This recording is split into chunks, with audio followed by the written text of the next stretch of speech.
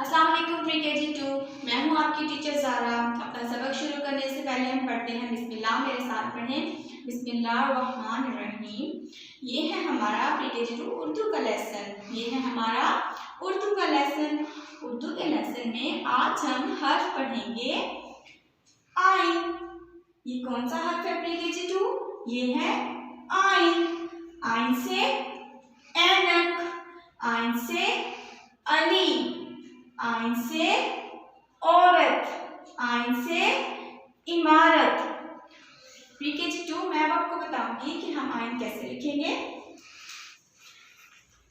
इस नुक्ते से शुरू करना है, छोटा सा एक चांद बनाना है, फिर उसे नीचे लेके आना है, पेंसिल नहीं उठानी, गोल बनाना है, फिर इसे ऊपर लेके आना है।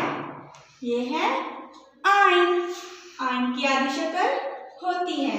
मैं आपको बताती हूँ कि आइन की आधी शक्ल कैसे लिखेंगे।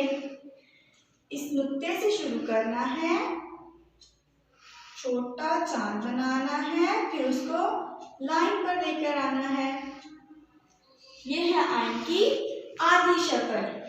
आइन से ऐनक, आइन से अली, आइन से औरत, आइन से इमारत। ओके प्री केजी 2, इंशाल्लाह मैं आपको अगली वीडियो में अगले हफ्ते के साथ मिलूंगी। अपना ख्याल रखिएगा। अल्लाह हाफिज।